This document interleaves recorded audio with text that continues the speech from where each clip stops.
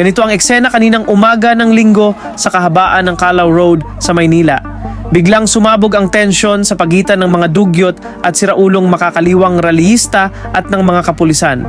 Gustong lumusob ng mga siraulong protesters na yan na pro-totalitarian theocratic Iran sa US Embassy.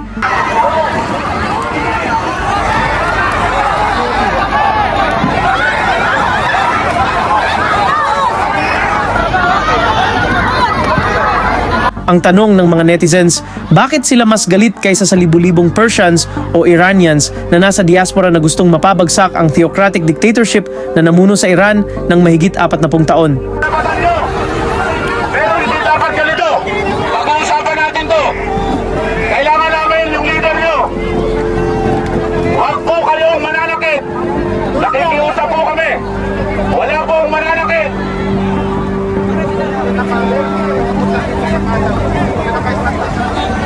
Nirerespeto po namin ang inyong karapatan. Pero paulit-ulit po namin pinapaalala na ang karapatan at kalayaan ay lagi may kakibat na responsibilidad.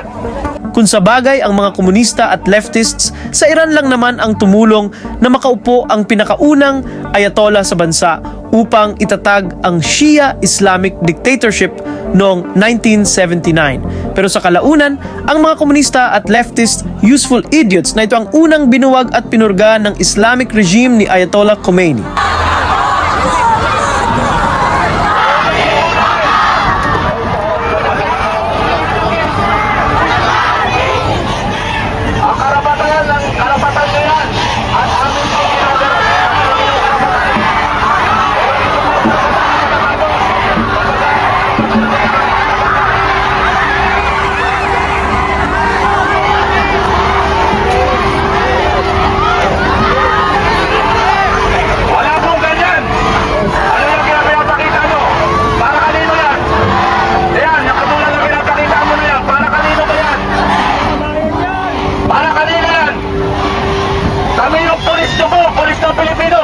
Hindi nyo kami gaway.